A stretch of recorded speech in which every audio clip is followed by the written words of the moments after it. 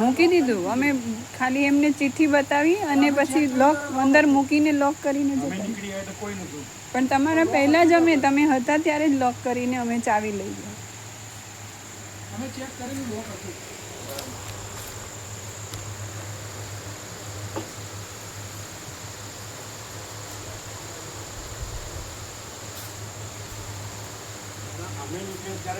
કોઈ નહોતું તો એ પહેલા લોક કર્યું અમે કર્યું હતું. હા, આ પંખો બંધ કરજો.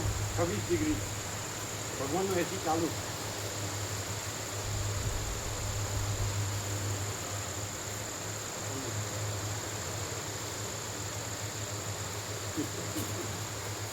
તમને કેવી રજા હતી? 25 દિવસ કેવી રીતે તમારો સિલેબસ પૂરો કેમ કરો? બીજા હોય ને બીજા બી હોય. તો પછી તમારું એટલું અમે થોડું વધારે બધું ટાઈમ છે અઠવાડિયે 2-3 લેક્ચર વધારે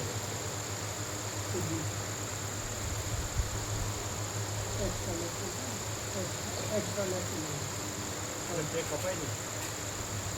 તમારો પે કપાય? એક રજાઓ હોય અમારા જોડે પડી છે એ અમુક પર દે અમુક કપાય? અમુક કેટલા દિવસને કપાય? 12 દિવસ છે.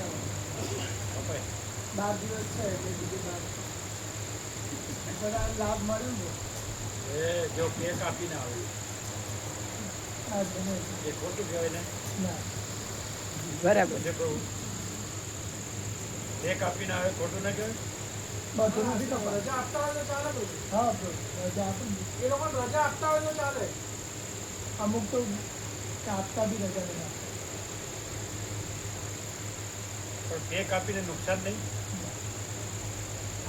કેમ? લાભ મળે ને. જો બોલો. હા, નુકસાન કરીને લાભ લેવો. શિક્ષકને તો એ બધું વેકેશન હતું. આ તો વેકેશન નથી ને. શું પહેલા છે એવી પછી લાભ ના મળે ને ભગવાન. એટલે જે મેઇન છે પ્રિન્સિપલ છે શું કહેવાય? આ પ્રિન્સિપાલ જેમનું છે હા ટ્રસ્ટી એટલે એને કેવી રીતે કન્વિન્સ થયો? તમે શું બોલ્યું? એટલે અમે આજે આખો શેડ્યુલ હતો ને મોકલ્યા સ્વામીજીએ જે મોકલ્યું છે ને ગ્રુપમાં એ બધું વાંચેલું બધું આખું મોકલી દીધું એમને પહેલાં. પછી એમને વાંચ્યું હશે એટલે પછી બોલે જ અમને બધું સ્વામીજીને થાય ને એ બધું એમને વાંચ્યું એટલે બોલ્યા નથી. એનું એ કર્યા કરે એટલે એટલે અંદર જોયું બધું પ્રેરણા થાય એવું લાભ થાય એ અમે આપણે વ્યાપકમાં પછી સ્થળોને એવું નહીં બતાડ્યું. હા એ બંને મોકલી દીધું. આપણે શેડ્યુલે મોકલે અને જે લખી દીધું સ્થળનું ને આખું એ બી મોકલે બંને મોકલ્યા. આખું દક્ષિણ ભારત એને ખ્યાલ હોય ને કે આ પણ એક શિક્ષણ જ છે ને એને આ તો સંસ્કાર છે અને પેલું તો ભૌતિક છે. પેલું સંસાર ચલાવવાનું અને તો આત્માનું એ ખબર ન પડે બધું વાંચતા હોય એમ. શું વાંચે? ભગવાન રમણ મહર્ષિનું વાંચે જ. આ બધું વાંચ્યું. અરવિંદ મહર્ષિનું વાંચ્યું. એટલે ખ્યાલ તો આવે. હા ખ્યાલ. અને આમાં પછી રમણમાં જવાનું છે, અરવિંદમાં જવાનું છે, પોંડિચેરી હા જવાનું મળે એ ખબર પડે છે. રમણ આશ્રમનું બી છે અરવિંદનું બી છે ને એ બધું આ ભણવામાં ના આવે. એ તો ખાલી શરીરનું આવે. શું એ બધું છે અંદર. હા છે કિરણ એ ગયા છે નહીં? એ નહીં ગયા. પોંડિચેરી નથી ગયા. તો પછી કંઈ કીધું નહીં? ના પછી એટલે શું કીધું એમણે? એટલે એમને એક જ કીધું કે આપણું ઇન્સ્પેક્શન વખતે નથી ને મેં કીધું ના ઇન્સ્પેક્શન એ તમને કેવી ખબર નથી? એ તો જૂન પછી આવે આપણે જેમ એને ખબર ન હોય તો તમને પૂછે. પણ તો બી એમને કીધું ખાલી ખાલી કે આપણે કંઈ એવું આપતું નથી ને એટલું ના પડે તો એને તો ખ્યાલ હોય ને પણ ખ્યાલ તો હોય, પણ ખાલી કંઈક બોલવું તો પડે ને એમ. એવું છે શું એટલે એમણે એવું કીધું ને કંઈક બોલવું તો પડે ને કેમને હશે. એવું ન હોય એને ઔપચારિકતા કરવાની શું જરૂર પણ નથી આવતું પ્રભુ, કારણ કે ગયા વખતે બી આપણે નર્મદા પરિક્રમા પૂરી થઈ ગઈ ને પછી આવી. નર્મદા પરિક્રમા વખતે આવવાનું હતું પણ નહોતું આવ્યું. પછી અમે આવતા રહેતા મેં કીધું અમે જવાના જ છીએ, પછી આવ્યું નથી. પછી 1.5 મહિના પછી આવ્યું, એટલે ખ્યાલ આવી ગયો એમને. અને આમાં બધા હા એને ખ્યાલ આવે ને કે આમાં તો બધું બીજું કાંઈ નથી. તમે એવું નહીં કીધું કે આમાં કોઈ ફરવાનું નથી હા શહેરો કે આ બધું હા, બેંગ્લોર કે એમને બેંગ્લોર ખ્યાલ. કે હા. નહેરો કે બગીચાઓ કે એમાં જવાનું નથી. હા એ બધું ખ્યાલ. એને ખ્યાલ શું ખ્યાલ આગળ બી અમે કોક વાર વાતચીત કરીએ ને એટલે બધો આનો ખ્યાલ છે.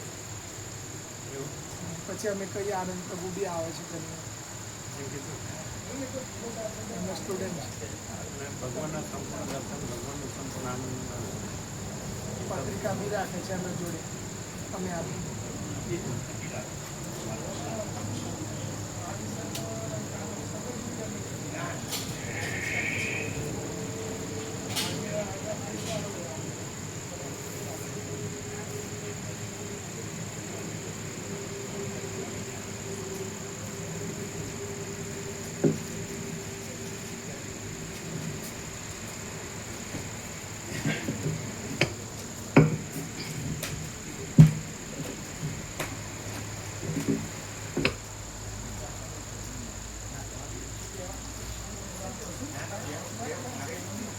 અને સીધું કરજો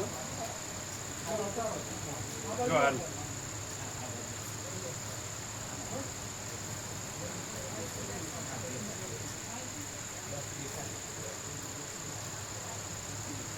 આને સીધું કરજો.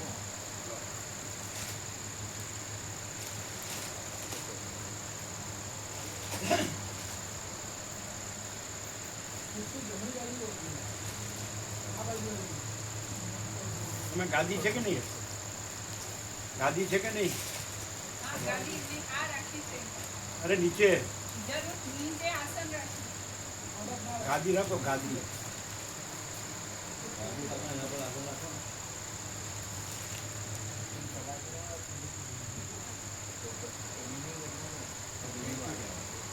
હવે આમ વયા ગયા તમે આમ વયા ગયા આ બધું આમ વયું ગયું આખું ટેબલ આમ છે આખું.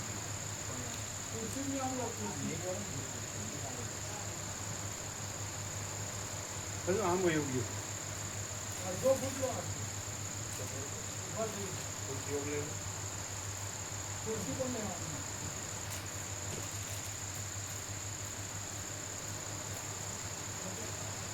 ના એ વધારે ગયું હજી હજી એ આમ ગયું. આમ લ્યો આમ લ્યો આમ લ્યો ઉપરથી ઉપરથી ટેબલ બરોબર છે. ટેબલ આમ લ્યો સેન્ટર કરતા નથી.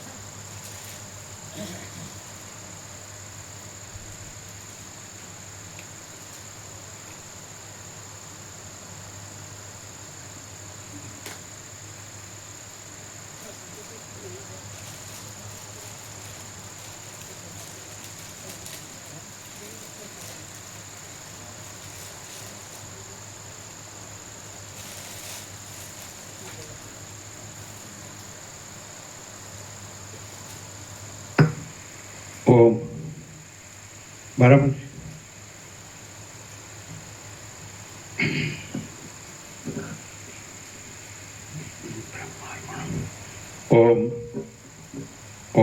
ઓમ બરાબર છે. ઓમ સુશીલ પ્રભુ બરાબર છે અવાજ? હા, હમિંગ આવે?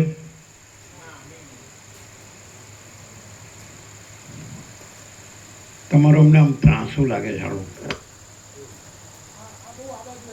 હા, આમ આવી ગયું, આમ આવું ટેબલ નહીં, ઉપરથી સ્ટેન્ડ સ્ટેન્ડ સ્ટેન્ડ જો એ તો આમ જ જાય છે. અરે આમ લાવવાનું તો આમ જાય છે.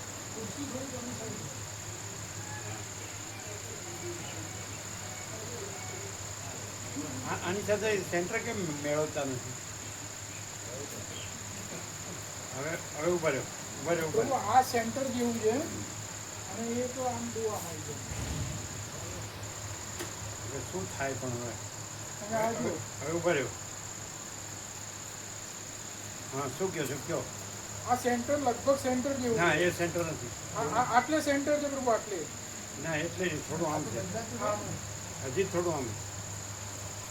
એટલે ઉભા રહ્યો. તમે છે ને ટેબલને આમ કરો.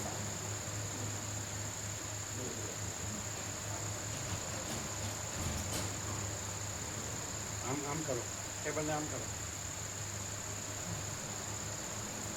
હવે ઉપર છે ને જે, હા ચાલો.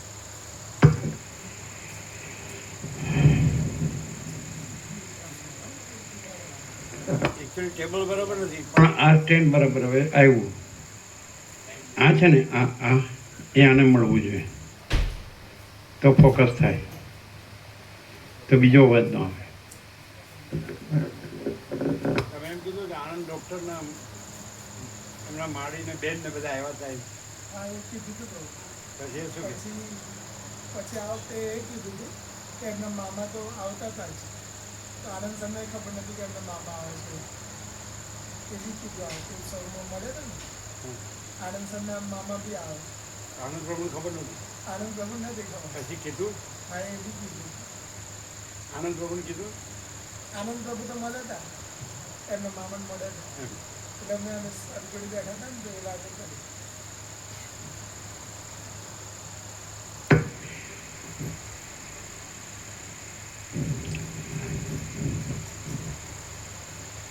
પરમ ચિદાકાશ, પરમ જ્યોતિ, અખંડ જ્યોતિ, મહાચિદાકાશ, સ્વયં પ્રકાશ, સંપૂર્ણ પ્રકાશ, પૂર્ણ બ્રહ્મ, અનંત તેજઘન, અનંત ચિદઘન, પરમાકાશ, કેવલ, અનંત, શુદ્ધ, તેજઘન, પરમાકાશ, અખિલાત્મા, પૂર્ણ બ્રહ્મ, પરમાત્મા, પરમ ચિદાકાશ, પરમ જ્યોતિ, અખંડ જ્યોતિ, અનંત, પૂર્ણ, પરમ ચિદાકાશ, પરમ શાંતિ, સ્વયં સિદ્ધ, स्वयं प्रकाश, स्वयं पूर्ण, स्वस्वरूप, यही सब कुछ है, इसके सिवा कुछ नहीं है। शून्यवास, अनंत कोटि, महाकल्पो है ही नहीं।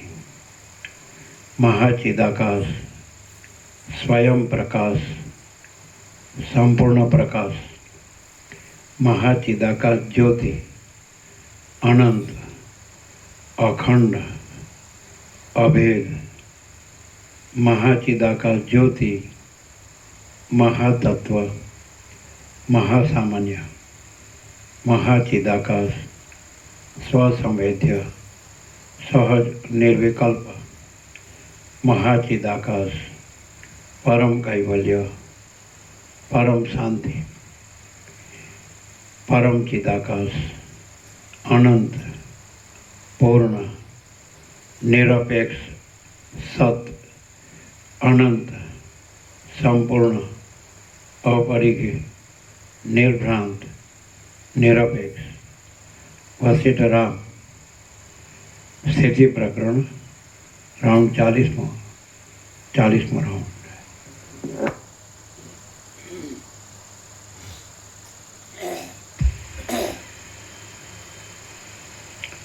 આદ્ય પરબ્રહ્મ સદગુરુ દેવ કી જય. ઓમ શ્રી પરમાત્મને નમઃ. સદગ્રંથોમાં શિરોમણી શ્રી યોગ વાસિષ્ઠ મહારામાયણ સ્થિતિ પ્રકરણ સર્ગ 46મો, પેજ નંબર 509, પેજ નંબર 509, સર્ગ 46મો. જીવન મુક્તના ગુણોનું વર્ણન. વશિષ્ઠ બોલ્યા, જીવન મુક્તના ગુણોનું વર્ણન. આ 46મા સર્ગમાં સંસારમાં વિહાર કરતા પણ જે ગુણો રાખવાથી સંસારમાં ડૂબી જવાતું નથી અને જે ગુણો જીવન મુક્ત પુરુષોમાં રહે છે તે ગુણોનું નિરૂપણ કરવામાં આવશે. વશિષ્ઠ બોલ્યા, હે રામ, પ્રિય ધન કે પ્રિય સ્ત્રી પુત્ર આદિ પ્રાપ્ત થાય તો હર્ષનો શો અવસર છે, અને તેઓ નાશ પામે તો શોક શા માટે કરવો? ઇન્દ્રજાળ ક્ષણમાં જોવામાં આવે અથવા નષ્ટ થઈ જાય તો તેની માટે હર્ષ કે વિલાપ શો કરવો? જેમ ઇન્દ્રજાળ ક્ષણમાં જોવામાં આવે અથવા નષ્ટ થઈ જાય તો તેની માટે હર્ષ કે વિલાપ શો કરવો? જેમ ગંધર્વનગરનું કોઈ ઘર પડી જાય કે શણગારાય તેથી દુઃખ કે સુખ ધરવું યોગ્ય નથી, તેમ મિથ્યા એવા પુત્રાદિકનું કાંઈ માઠું કે સારું થાય તો પણ દુઃખ કે સુખ ધરવું યોગ્ય નથી. પ્રિય ધન કે પ્રિય સ્ત્રી પુત્રાદિક વૃદ્ધિ પામે તો તેમાં હર્ષનો શો પ્રસંગ છે? ઝાઝવાના પાણી વૃદ્ધિ પામવાથી જળની ઈચ્છાવાળાઓને શો આનંદ થાય? ધન કે સ્ત્રીઓ વૃદ્ધિ પામે તો દુઃખ માનવું યોગ્ય છે પણ સુખ માનવું યોગ્ય નથી. ધન કે સ્ત્રીઓ વૃદ્ધિ પામે તો દુઃખ માનવું યોગ્ય છે પણ સુખ માનવું યોગ્ય નથી. કેમ અલ્યા? એ તો પ્રભુ આનંદ મંગળ નથી, એમાં દુઃખ શું કામ માનવાનું? આખા 7 ખંડના 800 કરોડ છે, એમાં સુખ માને છે, અને એમાં મરી જાય ત્યાં સુધી એમાં જ એનું જ બધું કર્યા કરે છે, તો દુઃખ શું કામ માનવું? એટલે આનો જવાબ નથી.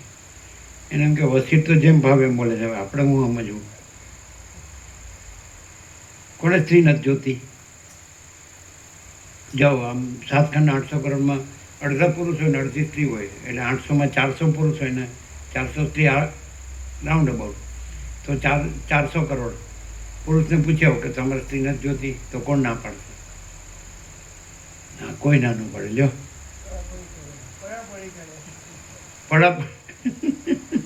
પડાપડી કરે.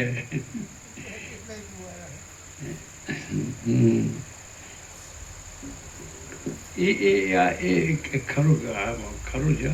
આનું સમાધાન નથી મળતું. આ એમ સમજાય કે જે માચિદાકા સ્વયં પ્રકાશ સંપૂર્ણ પ્રકાશ છે, તો માચિદાકા સ્વસંવેદે સહજ નિર્વિકલ્પ, તો એ સહજ એમ કે સાચું લાગે. આપણે શાબ્દિક બૌદ્ધિક રીતે વાત કરીએ ને, આભાસની રીતે, આ દ્વૈતની રીતે, કે આપણને ભ્રમ થયો હોય કે હું જન્મ્યો છે ને આ જગત છે, તો પણ વસિષ્ઠને સાંભળીને એવું તો સહજ લાગે કે આ બધું ખરેખર તો માચિદાકાશ જ છે, ખરું તત્વ સત્ય, બીજું કાંઈ નથી ને બીજું કાંઈ થતું નથી એવું લાગે. પણ આ જે છે ને, જે એમાં નથી એનું અટપટાપણું છે ને, એ તો એનું સમાધાન ન મળે. એને પછી માયા કે જે કહેતા હોય, અવિદ્યા કે, એનું શું સમાધાન? તમે એવું તમે શોર્ટમાં એમ કહો કે શ્રુતિ એમ કહે છે કે બ્રહ્મ સત્ય જગન મિથ્યા, તો એ સમજાય, અને જીવો બ્રહ્મ એવો ના પર હોય એ પણ સમજાય. પણ આ જે કાંઈ નથી એવી જે માયા કહે છે, એમાં આ બધું જે છે એ એ એ એનું સમાધાન ના થાય, સમજાય નહીં કે આ કેવું છે કે કેવી રીતે છે કે શું કહો છો?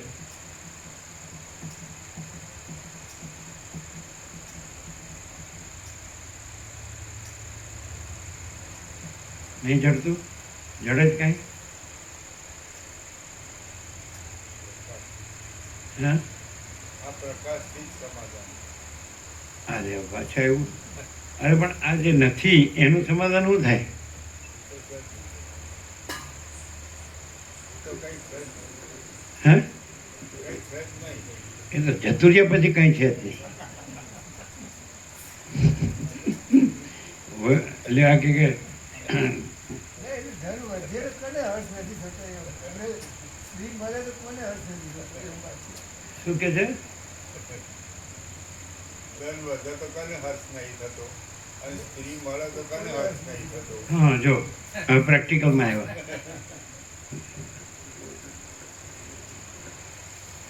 અમને અર્થ નથી થતો. સ્ત્રી મળે કે ધન મળે તો અમને હર્ષ નથી થતું.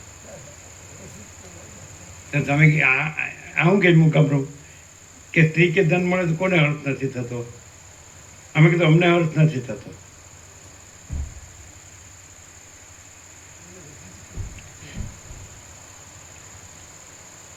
એટલે તમે પાછા એમ કે તમને એનો મહિમા નહીં સમજાતો હોય.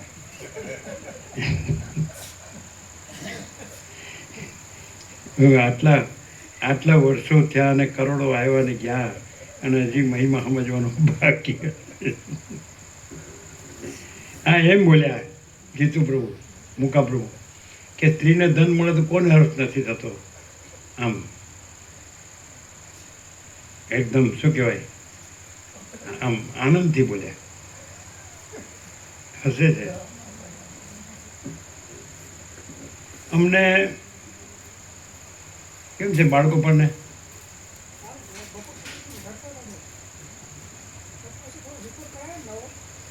શું થયું? રિપોર્ટ કરાવવા લઈ ગયા હતા. ક્યાં લઈ ગયા? રિપોર્ટ કરાવવા એટલે બપોર પછી થોડું રડતા હતા. શું કરો? રિપોર્ટ કરાવવા બીજા રિપોર્ટ કરાયો નવા હા, તો પછી એટલે રિપોર્ટ આવશે હમણાં. એટલે રોતા હતા થોડું વધારે બપોર પછી રડતા હતા વધારે. એનું કારણ શું? એટલે એમાં દુખે કઈ? કોઈ ઘસ્યો તો એટલે બધું ખોલે એવું હોય? ના ખોલવાનું નથી પ્રભુ, 10 દિવસ નહીં ખોલવાનું. નહીં, એ તો રિપોર્ટ ડોક્ટરને જોઈને રોવે છે. નર્સ રિપોર્ટ એમ નહીં, રિપોર્ટ તો ખોલ્યા વગર કેવી રીતે થાય? નર્સમાં લોહી લે ને પ્રભુ, બ્લડ સેમ્પલ લેવાનું. એમ તો એમાં દુખે એવું હશે. બ્લડ થોડું લે તો શું થાય? બહાર છે.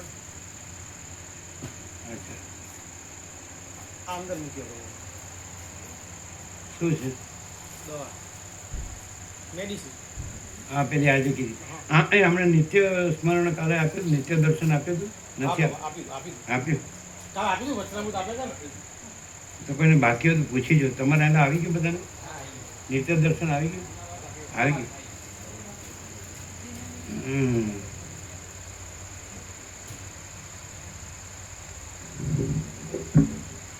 બરાબર.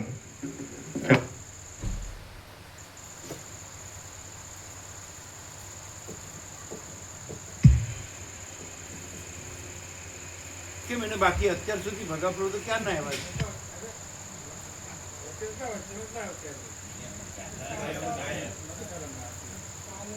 તો પેલા આવ્યા ત્યારે લઈ લેવું પડે ને. હા, તમારે આવી ગયું ને?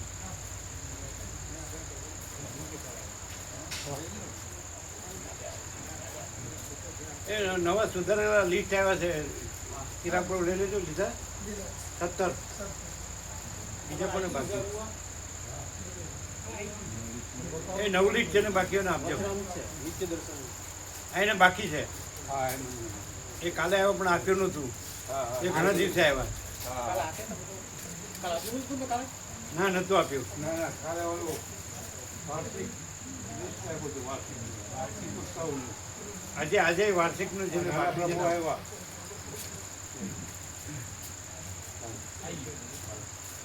ના, આ નવું છે.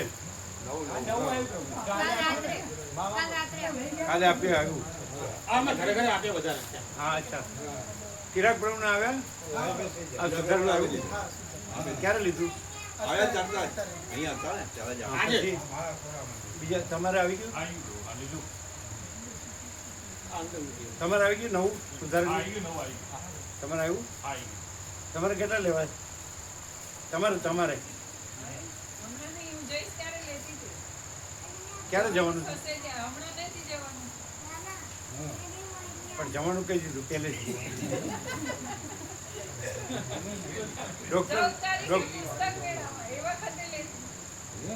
ડૉક્ટર એમના ઈષ્ટ છે ડૉક્ટર ક્યાં મૂકશો અમને દેખાય ઘડિયાળ જોડે સવારનામાં મૂકી દઈએ ને સવારનામાં અત્યારે સવારનામાં મૂકી દઈએ ને અત્યારનામાં નહીં. ના ના મૂકો ને તમે ઘડિયાળ છે ત્યાં મૂકો અમે બદલી નાખીશું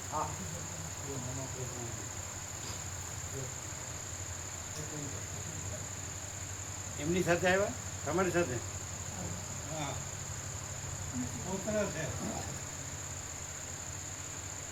ચાલો કાલ તમે કીધું ને કે નાનો છોડ જેમ વાળો એ ભળે આ તૈયાર થઈ ગયો મારે આવું ચાલ હા ચાલો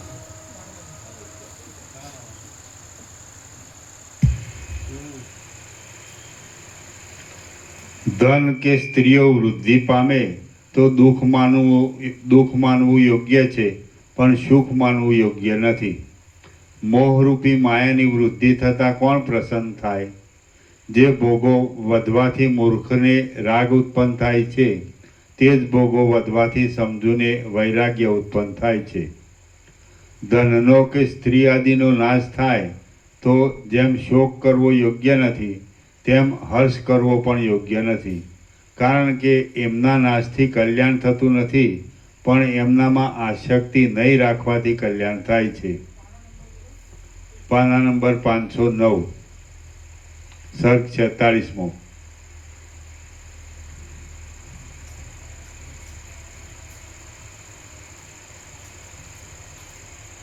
ધન આદિ વિદ્યમાન હોવા છતાં દાખલા તરીકે વશિષ્ઠ સ્ત્રીની માયા અને મોહમાં પૂરાઈ નથી રહ્યા એટલે પોતે અનંત વિશાળ અને સમાન અને ભરપૂર રહ્યા છે. અને જે પુરુષ સ્ત્રીની માયા અને મોહમાં પૂરાઈ રહ્યો છે તો એમાં તમને વશિષ્ઠ જેવી જે અનંત પ્રકાશ, અનંત આનંદ, અનંત શાંતિ, એ અનંત જે વ્યાપક, જે સમાન અને ભરપૂર જે વિશાળતા એ ન મળે. સ્ત્રીની માયા અને મોહમાં પૂરાઈ રહેલો હોય એની પાસે તો તમને આ જે અનંત વ્યાપક જે પૂર્ણ સ્વરૂપ છે, અખંડ સચ્ચિદાનંદ સ્વરૂપ, એનો પ્રકાશ, એનો આનંદ, એની શાંતિ ન મળે. જેની પાસે મળે તો સમજવું કે સ્ત્રીની માયા કે એના મોહમાં પૂરાઈ રહેલો નથી. પૂરાઈ રહેલો હોય તો એમાં એને બીજું દેખાય જ નહીં, એના સિવાય એને દેખાય જ નહીં. શું કહે મુકા પ્રભુ? પ્રેક્ટિકલ આ વ્યવહાર નથી, બધો પરમાર્થ જ છે. આમ શબ્દથી સાંભળે તો એમ લાગે કે વ્યવહારનો વિવેક છે, પણ પ્રકાશથી સાંભળો તો એમ લાગે કે આ બધો પ્રકાશ જ છે. સમજાય? અથવા કોઈ પણ પુરુષ હોય, એવી રીતે કોઈ પણ સ્ત્રી હોય, તો એ કોઈ પુરુષ છે એની માયા અને એના મોહમાં ફસાયેલી હોય, કોઈ પણ લીગલી કે ઇલીગલી, તો એને આનો શું છે?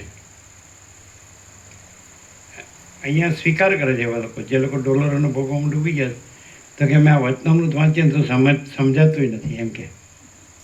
ફોર એક્ઝામ્પલ, જેમ કે કલ્પેશ પ્રભુ તો વર્ષો પહેલાં એમ કહેતા કે અમે આ માયામાં ડૂબી ગયા છીએ, માયાના મોહમાં, ડોલર ભોગવો, તો અમે આ વચનામૃત સમજાતા જ નથી.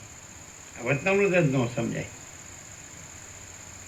એટલે એ વસ્તુ અંદર હોય એમ કે એ નાશ પામે એટલે નથી લાભ થતો, એમાં અંદર આસક્તિ નથી હોતી, એ એનાથી મુક્તિ છે. એ નાશ પામે એ એનાથી મુક્તિ નથી, પણ એનામાં અંદર એની માયામાં મોહ ન હોય એ મુક્તિ છે.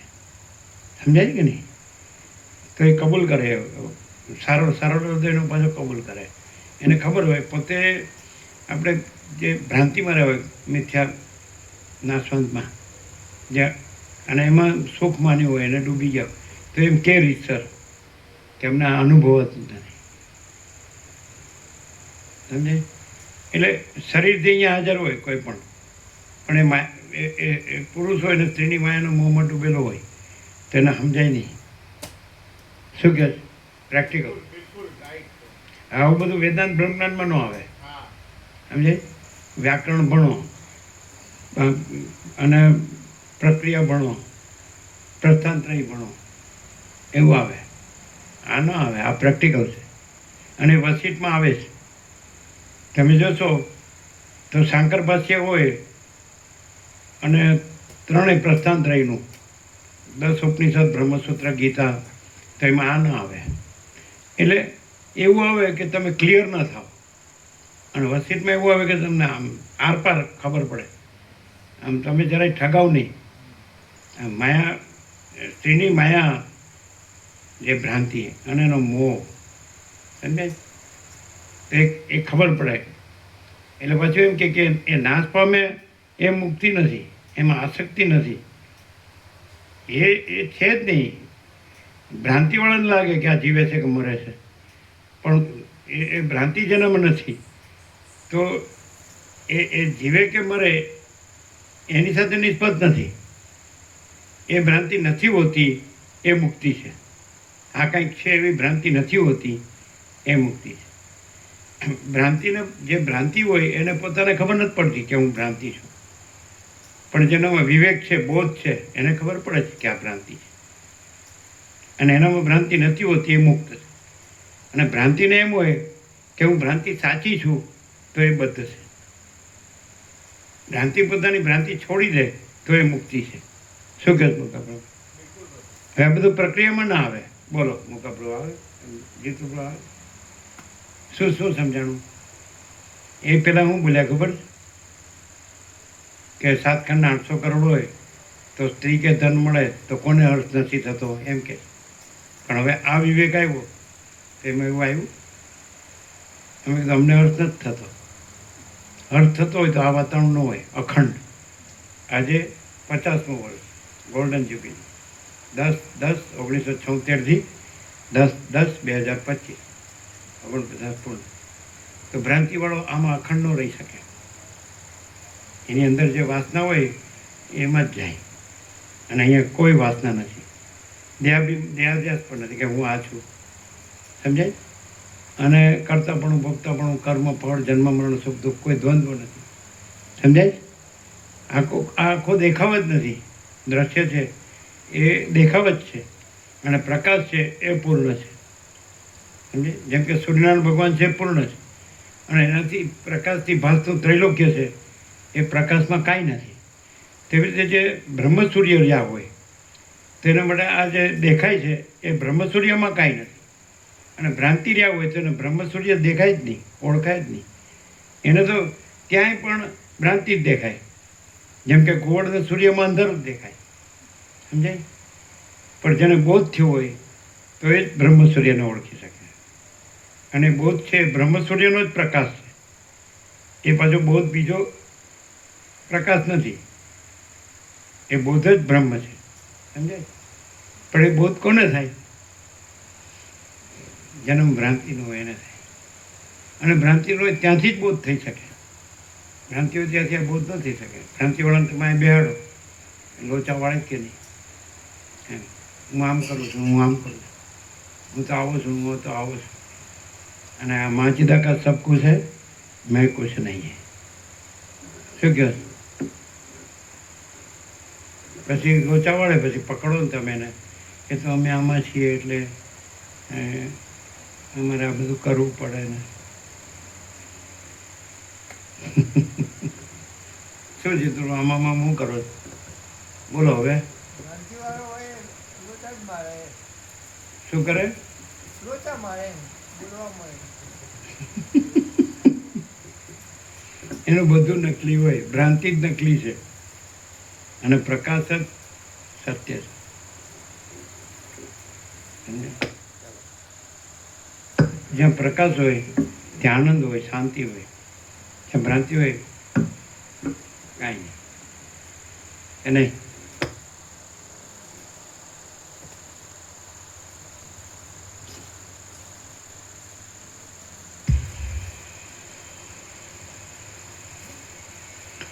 ધન આદિ વિદ્યમાન હોવા છતાં તેને વિનાશી જાણવાવાળા વિવેકી સાધુ પુરુષો તો તે પદાર્થો વડે વૈરાગ્ય પામે છે. આથી હે રામ, તત્વ સમજીને તમે સંસાર સંબંધી વ્યવહારોમાં જે ભ્રષ્ટ થાય તેની ઉપેક્ષા કરો અને જે પ્રાપ્ત થાય તેનો આસક્તિ નહીં રાખતા ઉપયોગ કરો. નહીં પ્રાપ્ત થયેલા ભોગોની અંતઃકરણથી ઈચ્છા જ કરવી નહીં અને આવેલા ભોગોનો આસક્તિ રાખ્યા વગર ઉપયોગ કરવો એ જ પંડિતનું લક્ષણ છે. કામદેવ રૂપી શત્રુ મારી નાખવાની ઈચ્છાથી સજ્જ થઈને ગુપ્ત રીતે ઊભેલો છે. કામદેવ રૂપી શત્રુ મારી નાખવાની ઈચ્છાથી સજ્જ થઈને ગુપ્ત રીતે ઊભેલો છે. આથી તમે ચેતીને વિહાર કરો એટલે તમે કોઈ જાતની મૂર્ખતા કરી કહેવાય નહીં. પરમપદને જાણવા છતાં પણ સમજણની ભૂલને લીધે આ સંસારના આડંબરમાં એક જાતની ઠગાઈ રહી છે એમ જેઓ સારી પેઠે જાણતા નથી તેઓ માર્યા જ જાય છે. ગમે તે યુક્તિથી દ્રશ્યોના અનર્થપણાને સિદ્ધ કરનારી જે પુરુષની બુદ્ધિ દ્રશ્યોમાંથી નિવૃત્ત થઈ હોય તે નિર્મળ બુદ્ધિવાળો પુરુષ પરમાર્થના આગ્રહવાળો હોવાને લીધે મોહરૂપી સમુદ્રમાં ડૂબતો નથી. આ સઘળું જગત ખોટું છે એવા નિશ્ચયને લીધે જેને જગત સંબંધી કોઈ પણ વસ્તુમાં આસક્તિ હોય નહીં તે સર્વજ્ઞ પુરુષને ખોટી અવિદ્યા પોતાની બાથમાં લઈ શકતી નથી. જગતમાં રુચિ અને અરુચિ એ બંનેને છોડી દઈ દે જેની બુદ્ધિ હું અરે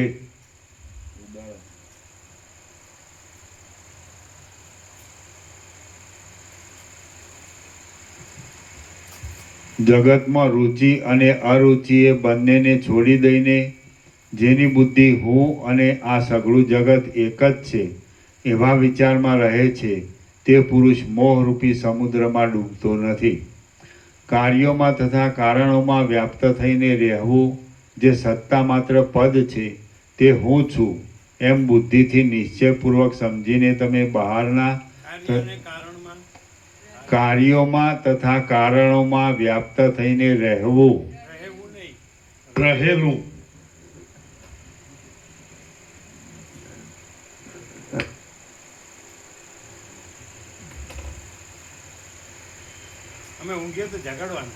કાર્યોમાં તથા કારણોમાં વ્યાપ્ત થઈને રહેલું જે સત્તા માત્ર પદ છે તે હું છું એમ બુદ્ધિથી નિશ્ચયપૂર્વક સમજીને તમે બહારના તથા અંદરના સઘળા દ્રશ્યોને ત્યજો પણ નહીં અને ગ્રહણ પણ કરો નહીં. હે રામ, તમે સઘળા કામો કરવા છતાં પણ અત્યંત વૈરાગ્યવાળા સ્વસ્થ સઘળા નિવાસોથી રહિત અને આકાશની જેમ નિર્લેપ રહો. હે રામ, તમે સઘળા કામો કરવા છતાં પણ અત્યંત વૈરાગ્યવાળા સ્વસ્થ સઘળા નિવાસોથી રહિત અને આકાશની જેમ નિર્લેપ રહો.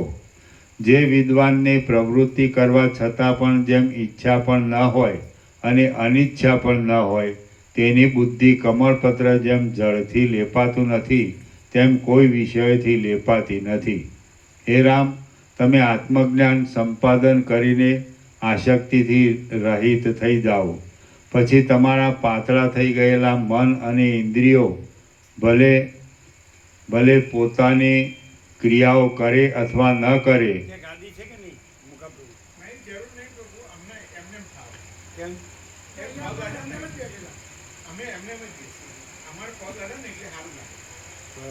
પણ નીચે પગ રહેશે ના અંદર છે મીડિયમ મીડિયમ જ હા મીડિયમ ત્યાં ફાવે છે ને. હા. હે રામ, તમે આત્મજ્ઞાન સંપાદન કરીને આસક્તિથી રહિત થઈ જાઓ. પછી તમારા પાતળા થઈ ગયેલા મન અને ઇન્દ્રિયો ભલે પોતાની ક્રિયાઓ કરે અથવા ન કરે તેની કંઈ ચિંતા નથી. આ મારું છે, આ મારું છે એમ કરીને વિષયોમાં દોડતા તમારા મિથ્યાભૂત મનને તમે મૂર્ખ થઈને વિષયોમાં ડૂબાડો નહીં. પછી એ મન ભલે દર્શન આદિ ક્રિયાઓ કરે કે ન કરે, હે રામ, જ્યારે આ વિષયોની શોભા તમારા હૃદયમાં તમને પોતાને જ રૂચશે નહીં, ત્યારે તમે જાણવાનું જાણી ચૂકેલા અને સંસારરૂપી સમુદ્રને તરી ગયેલા જીવન મુક્ત થશો. એ છેલ્લું જ્યારે હે રામ, જ્યારે આ વિષયોની શોભા તમારા હૃદયમાં તમને પોતાને જ રૂચશે નહીં, ત્યારે તમે જાણવાનું જાણી ચૂકેલા અને સંસારરૂપી સમુદ્રને તરી ગયેલા જીવન મુક્ત થશો. ફરીથી હે રામ, જ્યારે આ વિષયોની શોભા તમારા હૃદયમાં તમને પોતાને જ રૂચશે નહીં, ત્યારે તમે જાણવાનું જાણી ચૂકેલા અને સંસારરૂપી સમુદ્રને તરી ગયેલા જીવન મુક્ત થશો. બાળકો પણ પ્રસાદ આપો, પ્રસાદ. ચાલો ઉઠો ઉઠો જરાક પ્રવાસ. તમને વિષયોની રુચિ પડી જશે એટલે પછી તમે સમાધિ કરો કે ન કરો તો પણ તમને અનાયાસે મુક્તિ પ્રાપ્ત થયા વગર રહેશે નહીં. ફરીથી તમે સમાધિ કરો, તમને વિષયોની રુચિ પડી જશે એટલે પછી તમે સમાધિ કરો કે ન કરો તો પણ તમને અનાયાસે મુક્તિ પ્રાપ્ત થયા વગર રહેશે નહીં.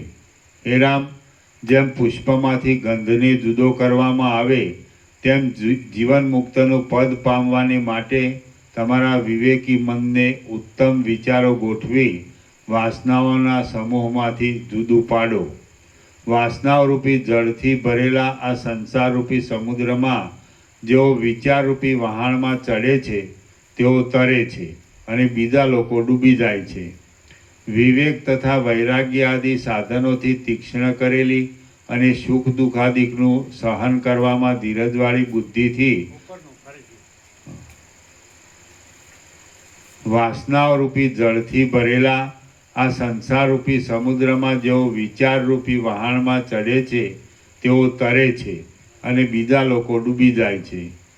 વિવેક તથા વૈરાગ્ય આદિ સાધનોથી તીક્ષ્ણ કરેલી અને સુખ દુઃખાદિકનું સહન કરવામાં ધીરજવાળી બુદ્ધિથી તમે આત્માના તત્વનો સારી પેઠે વિચાર કરો અને પછી પોતાના સ્વરૂપમાં પ્રવેશ કરો.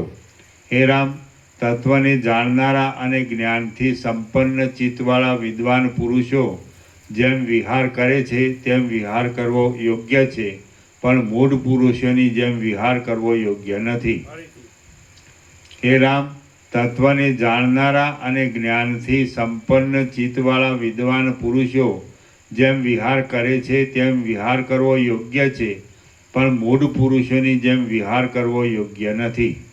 નિરંતર તૃપ્ત રહેનારા અને મહાન બુદ્ધિવાળા મહાત્માઓએ જીવનમુક્ત પુરુષોના આચારોને અનુસરવું જોઈએ, પણ ભોગો ભોગવવાની લંપટતા ધરાવનારા બીજા પામરોના આચારોને અનુસરવું જોઈએ નહીં. બ્રહ્મના અને જગતના તત્વને જાણનારા મહાત્મા પુરુષો જગતના સઘળા વ્યવહારો કરે છે તેમ છતાં કશું છોડતા પણ નથી અને કશું ઈચ્છતા પણ નથી. તત્વજ્ઞાનને લીધે સંસારના સઘળા સુખોને અપુરુષાર્થ સમજનારા મહાત્મા પુરુષો કદી ક્યાંય પણ પરાક્રમ આદિના ઉત્કર્ષને માટે, અભિમાનને માટે, ગુણોને અર્થે, લક્ષ્મીને અર્થે કંગાળપણું કરતા નથી. મહાત્મા પુરુષો સૂર્યની પેઠે શૂન્યમાં પણ મૂંઝાતા નથી. દેવતાઓના બગીચામાં પણ આસક્ત થતા નથી અને પોતાની મર્યાદાને પણ કદી છોડતા નથી. ઈચ્છાઓથી રહિત થયેલા, આવી પડેલા વ્યવહારને અનુસરનારા, શાસ્ત્રોક્ત વૈરાગ્ય આદિ સાધનોની સંપત્તિવાળા અને સ્વસ્થ રહેનારા મહાત્માઓ આ દેહરૂપી રથમાં બેસીને આનંદથી વિચરે છે. ફરીથી છેલ્લું હા, આ શક્તિ મહાત્માઓ આ દેહરૂપી રથમાં છેલ્લું ઠીક સૂર્ય, હા, મહાત્મા પુરુષો સૂર્યની પેઠે શૂન્યમાં પણ મૂંઝાતા નથી. દેવતાઓના બગીચામાં પણ આસક્ત થતા નથી અને પોતાની મર્યાદાને પણ કદી છોડતા નથી. ઈચ્છાઓથી રહિત થયેલા, આવી પડેલા વ્યવહારને અનુસરનારા, શાસ્ત્રોક્ત વૈરાગ્ય આદિ સાધનોની સંપત્તિવાળા અને સ્વસ્થ રહેનારા મહાત્માઓ આ દેહરૂપી રથમાં બેસીને આનંદથી વિચરે છે. હે સુંદર રામ, તમે પણ આ વિસ્તીર્ણ વિવેકને પ્રાપ્ત થયા છો અને આ બુદ્ધિના બળથી જ્ઞાનમાં સ્થિતિ પામેલા છો. આ ચોખ્ખા વિચારનો આશ્રય કરીને તમે માન તથા મત્સરથી રહિત રહીને આ પૃથ્વીની પીઠ પર વિહાર કરો. એમ કરવાથી તમને જીવન મુક્તિરૂપ પરમ સિદ્ધિ પ્રાપ્ત થશે. હે નિષ્પાપ, સઘળી તૃષ્ણાઓનો ત્યાગ કરીને, વિષયનું કૌતુક જોવાની ઈચ્છાને પણ દૂર કરીને અને મનમાં પરમ શીતળતાનું ગ્રહણ કરીને તમે સ્વસ્થપણે રહીને વિહાર કરો. વાલ્મીકી બોલ્યા, એ પ્રમાણેના નિર્મળ અભિપ્રાયવાળા વશિષ્ઠ મુનિની નિર્મળ વાણી સાંભળીને રામ તરત સાફ કરાયેલા દર્પણની જેમ શોભવા લાગ્યા અને જ્ઞાનરૂપી મધુર અમૃતથી અંદર ભરપૂર થઈને તે પૂનમના ચંદ્રની જેમ શીતળતાને પામ્યા. શ્રી યોગ વાસિષ્ઠ મહારામાયણમાં સ્થિતિ પ્રકરણનો જીવન મુક્ત સ્થિતિ ગુણ વર્ણન નામનો સર્ગ 46મો સમાપ્ત. સર્ગ 47મો. અનિયમિત ક્રમવાળા ત્રૈલોકિક કરોડો બ્રહ્માંડો વગેરેનું વર્ણન. આ 47મા સર્ગમાં અનિયમિત ક્રમોવાળા ભૂત, વર્તમાન અને ભવિષ્યના કરોડો બ્રહ્માંડો, બ્રહ્માઓ અને દેવતાઓ આદિનું વર્ણન કરવામાં આવશે.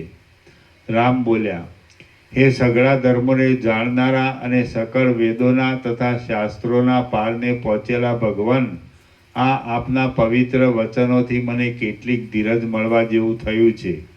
ઘણા ઉત્તમ અર્થોવાળા, સ્વચ્છતાથી ભરેલા, વિચિત્ર યુક્તિઓવાળા અને આત્મતત્વને પ્રકાશ કરવા સારું ઉદય પામેલા આપના વચનો સાંભળતા હું તૃપ્ત થતો નથી.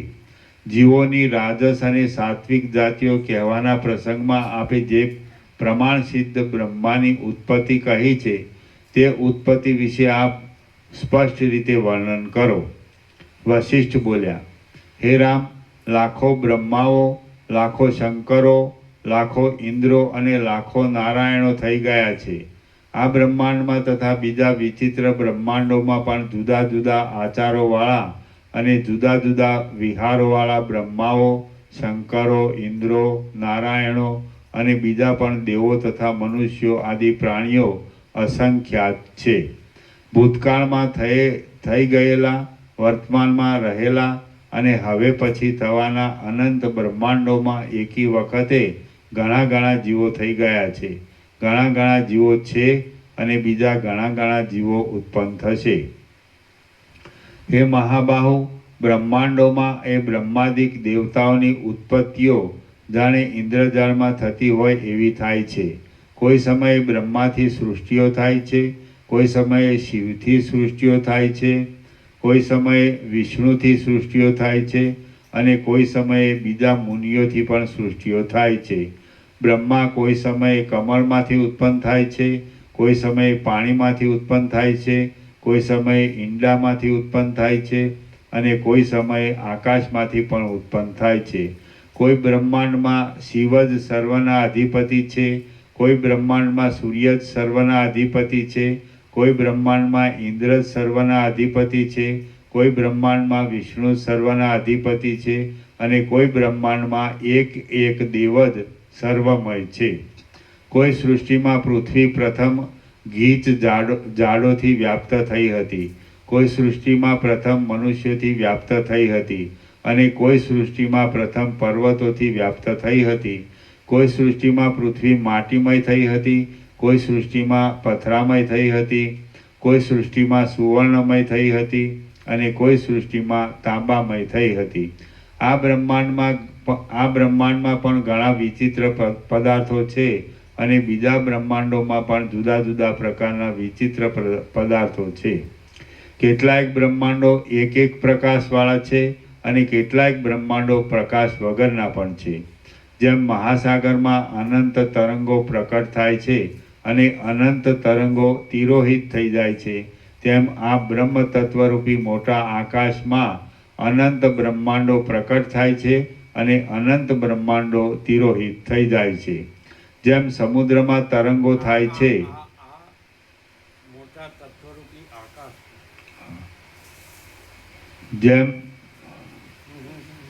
જેમ મહાસાગરમાં નહીં એની નીચે આ મોટા હા, તત્વરૂપી તેમ આ બ્રહ્મ તત્વરૂપી મોટા આકાશમાં અનંત બ્રહ્માંડો પ્રકટ થાય છે અને અનંત બ્રહ્માંડો તિરોહિત થઈ જાય છે. જો હવે આખું વેદાંત બ્રહ્માંડ તમે ભણો તો બ્રહ્મ છે એના સ્વરૂપનો તમને બોધ ન થાય, પ્રકાશ ન થાય. આ બ્રહ્મ તત્વરૂપી મોટા આકાશમાં તમે બ્રહ્મ બ્રહ્મ બોલ્યા કરો પણ એ કેવું છે એ તમને ના અનુભવાય. આમાં સીધું બ્રહ્મ તત્વ શું છે? આ બ્રહ્મ તત્વરૂપી મોટા આકાશમાં આવો શબ્દ વેદાંત પ્રક્રિયામાં નહીં આવે. સમજાય છે? બ્રહ્મ બ્રહ્મ બોલ્યા કરો અને એના પર્યાયો, એના શબ્દો, એના અર્થો બધું, પણ તમને કેવું છે હે એ કેવું છે એ ના આવે. આ સીધું બ્રહ્મ તત્વરૂપી મોટા આકાશમાં આ બધા અનંત સૃષ્ટિઓ ઉત્પન્ન થાય છે અને લીન થાય છે, પણ એમાં કાંઈ થતું નથી. હવે આ તમને ક્યાંય ન મળે. બોલો, તમે બ્રહ્મ બ્રહ્મ બ્રહ્મ શબ્દ બધા જાણતા હશે, પણ એનો અનુભવ આવવું. ખ્યાલ આવે? તમને ખ્યાલ આવે? ખ્યાલ આવે? આ બ્રહ્મ તત્વરૂપી મોટા આકાશમાં એટલે આમ તમને તરત જ એમ કે રિયલાઇઝ થઈ જાય, આમ અનુભવ થઈ જાય કે બસ એ જ છે અને બીજું કાંઈ નથી અને બીજું કાંઈ થતું નથી. મોટું આકાશ બ્રહ્મતત્વ કેવું છે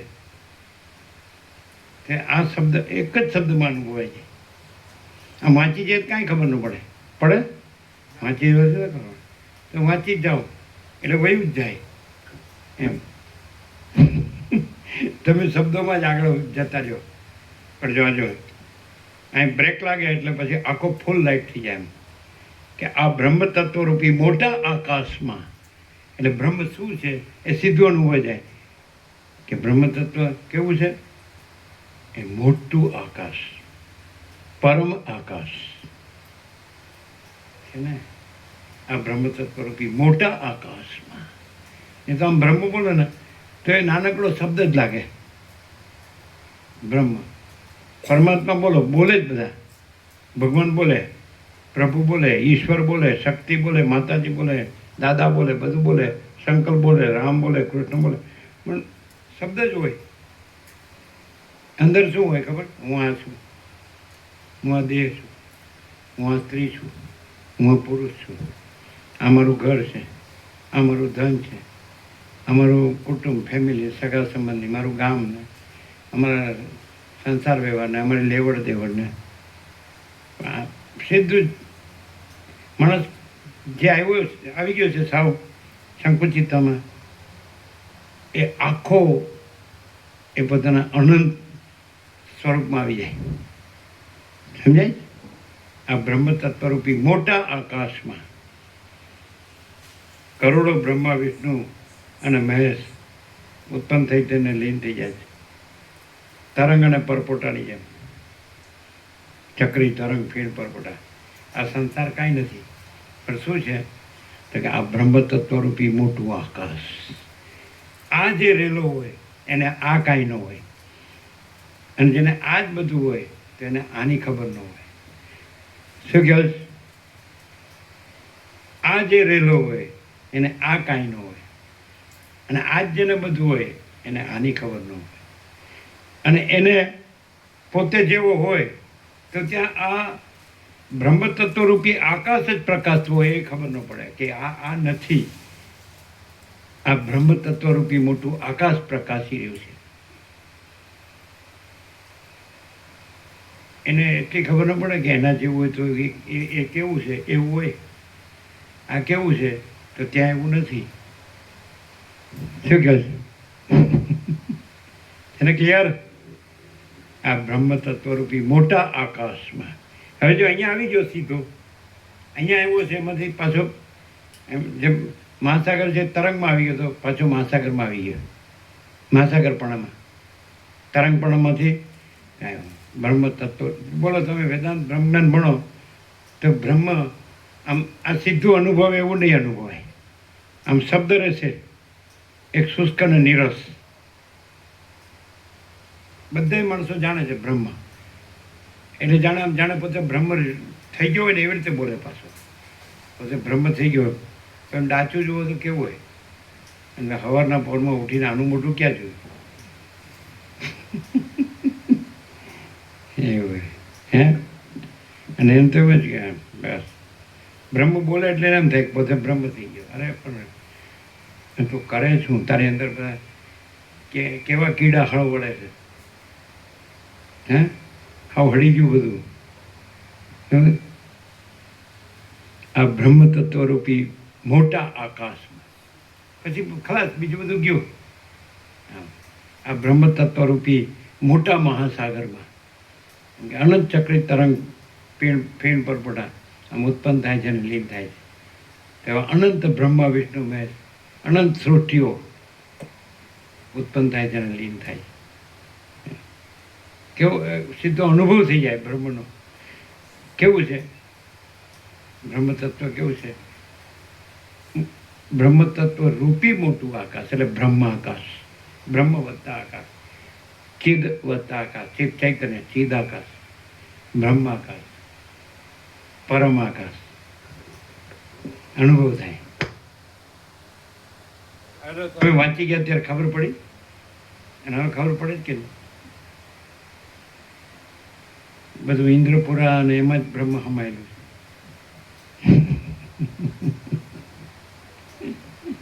ઘરમાં અને સ્ત્રી પુત્રાદિકમાં અને ધનમાં અને આપણા કર્મમાં અને ધર્મમાં અને હું મારુંમાં અને દેહાધ્યાસમાં અને બ્રહ્મ પુરાઈ ગયું.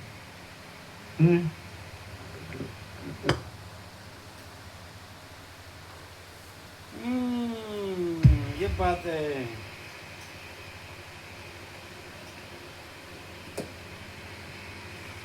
આ બ્રહ્મ તત્વરૂપી મોટા આકાશમાં અનંત બ્રહ્માંડો પ્રકટ થાય છે અને અનંત બ્રહ્માંડો તિરોહિત થઈ જાય છે. જેમ સમુદ્રમાં તરંગો થાય છે, નિર્જળ પ્રદેશમાં ઝાંઝવાના પાણી થાય છે અને આંબામાં મોર થાય છે, તેમ પરબ્રહ્મમાં બ્રહ્માંડો થાય છે. સૂર્યના કિરણોમાં દેખાતા ઝીણા ઝીણા રજકણો કોઈ કાળે ગણી પણ શકાય, પરંતુ બ્રહ્મ તત્વમાં જે ચપળ આકારવાળા બ્રહ્માંડોના સમૂહો પ્રકટ થાય છે તેમની કોઈ કાળે પણ ગણના થઈ શકે નહીં. સૂર્યના કિરણોમાં દેખાતા ઝીણા ઝીણા રજકણો કોઈ કાળે ગણી પણ શકાય, પરંતુ બ્રહ્મ તત્વમાં જે ચપળ આકારવાળા બ્રહ્માંડોના સમૂહો પ્રકટ થાય છે તેમની કોઈ કાળે પણ ગણના થઈ શકે નહીં. જેમ વર્ષાદી ઋતુઓમાં આકુળ વ્યાકુળ મચ્છરોના સમૂહો ઉત્પન્ન થઈને પાછા નષ્ટ થઈ જાય છે, તેમ પરબ્રહ્મમાં આકુળ વ્યાકુળ બ્રહ્માંડોના સમૂહો વારંવાર ઉત્પન્ન થઈને પાછા નષ્ટ થઈ જાય છે. જેમના આવિર્ભાવ અને તિરોભાવ નિરંતર થયા કરે છે તેવી આ સૃષ્ટિઓની પરંપરાઓ કયા કાળથી આરંભાયેલી છે એ જાણવામાં આવતું નથી. જેમના પ્રથમ આરંભનો કાળ જ ધારી શકાતો નથી. બોલો યાદ આવે? શરૂઆતમાં જ કીધું કે આ અનુભવાય છે કે મહાચિદાકાશ છે, પણ આની ખબર નથી પડતી. આ એવું ખબર સ્ટાર્ટમાં જ લીધું કે આ હળવું સમજાતું, આનું સમાધાન નથી. આ થાય એમ કે મહાચિદાકાશ, બસ આ બધું મહાચિદાકાશ જ છે, તો એ સહજ છે. પણ આ બધું એટલે ત્યારે કીધું આ એક એનું કીધું હતું કે નહીં, તો કે આવ્યું આ કરી શકાતું નથી. એટલે કાંઈ નથી ને આવો ભ્રમ, આવું કાંઈ નથી ને આ હનુમાનજી લીધે જોયા આમ કૂદતા ગયા. કેપ્ટન હતા કેપ્ટન. આ લોકોને રાત ને દી હરખા થઈ ગયા છો. તમને ખ્યાલ શરૂઆતમાં કીધું આ કળાતું નથી. આણે કીધું ને હમણાં કે કોણ હોય એવો કે જેને સ્ત્રીને ધન ન મળે ને એને હર્ષ ન થાય. એટલે બધું આ હાળું કાંઈ નથી એનું, આ બધું આ કળાતું નથી એવું કીધું ને. એ જ આવ્યું આ ક્યારથી થયું છે એટલે છે જ નહીં. હાવ ખોટો નાખી દેવા જેવો ભ્રમ છે સમજી. હા આ ક્યારથી થયા છે એ કળાતા નથી એટલે થયા જ નથી. ભ્રમ કોઈ વસ્તુ નથી. જ્યારે એમ કીધું કે આ બ્રહ્મ તત્વ મોટા આકાશ સમજે, મોટું આકાશ, બ્રહ્મ તત્વ રૂપી મોટું આકાશ. એટલે એનો અર્થ શું છે પછી કે शून्यवास अनंत कोटि महाकल्पो है ही नहीं, यही सब कुछ है, इसके सिवा कुछ नहीं है. આ બ્રહ્મ તત્વ રૂપી મોટું આકાશ જ છે અને અનંત કોટી મહાકલ્પો શૂન્યવાસ. એક કલ્પ એટલે એક સૃષ્ટિ સ્થિતિ પ્રલય એને એક કલ્પ કહે સમજે. એક જગત ઉત્પત્તિ સ્થિતિ લઈ ચક્ર, ચક્ર એક ચક્ર, એક મોજું અને ઉઠે ચાલે અને સમય જાય તેવા અનંત મોજા. આ ક્યારથી થયા છે એ કળાતા નથી. એટલે થયા જ નથી ને એને દેખાય છે. અને બધું જગત એમાં જ ફરે છે એમ. કોક જ વસિત છે કે એ આ બ્રહ્મ તત્વરૂપી મોટું આકાશ રહ્યા છે અને એમાં આ અનંત કરોડો આ બ્રહ્માંડો એ કાંઈ છે જ નહીં. અનંત કરોડો બ્રહ્મા વિષ્ણુ મહેશ કાંઈ છે જ નહીં. આ વસ્તુ વેદાંત બ્રહ્મજ્ઞાન ભણે તો એને આવું ન થાય. એ તો કાં તો મહાદેવનો ભગત હોય, કાં તો વિષ્ણુનો ભગત હોય, કાં તો રામનો ભગત હોય, કાં તો કૃષ્ણનો ભગત હોય. પણ આ થયું જ નથી. એ તો વસિતમાં જ થાય. અને આ જ છે એમ હે ને. ખ્યાલ આવે? આ બ્રહ્મ તત્વરૂપી મોટું આકાશ આ જ છે, બીજું છે જ નહીં, થતું જ નથી. આરપાર સ્વયં મહાચિદાકાશ આખું એકલું પ્રકાશે છે. આખો અનંત એક જ મહાચૈતન્ય પ્રકાશ છે.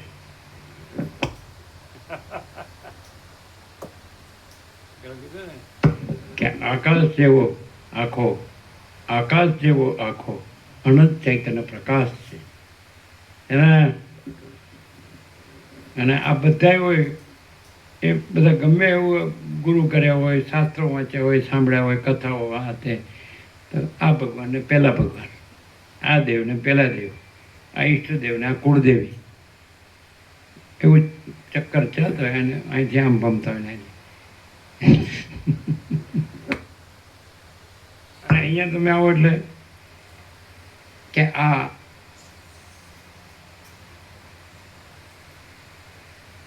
કેવું બ્રહ્મ તત્વ આકાશ જેવું મોટું. પછી એ જે રહ્યું હોય એને બધું એ જ દેખાય. આ જે રહ્યું હોય એને બધું જુદું જુદું રૂપ દેખાય, નામ રૂપ દેખાય, પણ એ છે જ નહીં. અને આ જ છે સમજે.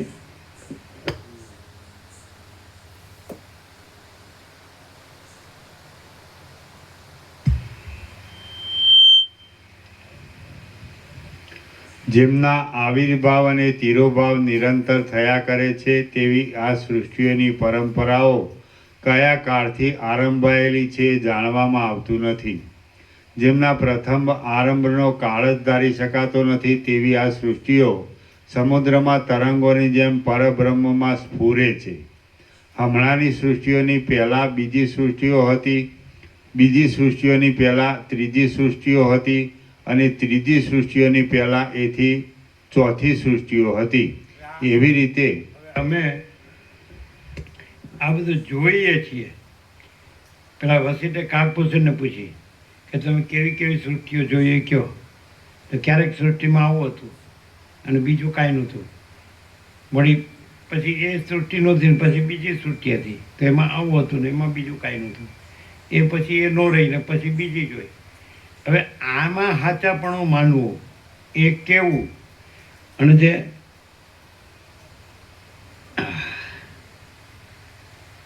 બોલો બ્રહ્મ શબ્દ નથી, સમજાય? બૃહદ ધાતુ છે એમાં વ્યુત્પત્તિ. બૃહદાત બ્રહ્મ, બૃહદ સૌથી મોટું એમ, સમજાય? परम चिदाकाश आकाश से भी अत्यंत बड़ा, परम चिदाकाश आकाश से भी अत्यंत सूक्ष्म, परम चिदाकाश आकाश से भी अति निर्मल, परम चिदाकाश आकाश से भी अति असंग, परम चिदाकाश सबसे बड़ा सब कुछ है, परम चिदाकाश अनंत अखंड अभेद है.